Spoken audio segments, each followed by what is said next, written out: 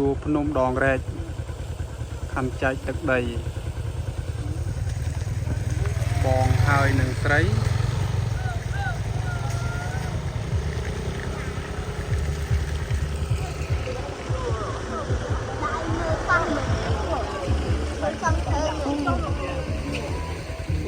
ឡានទៅ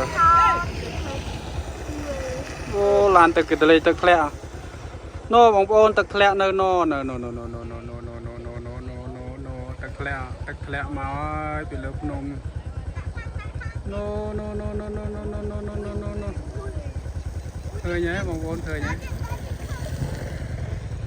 មើលសឹងតែមិនឃើញពីចងាយណូទូចមួយ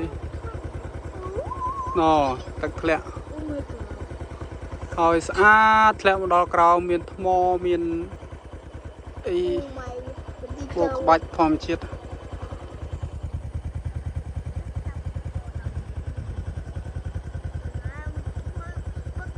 នោះ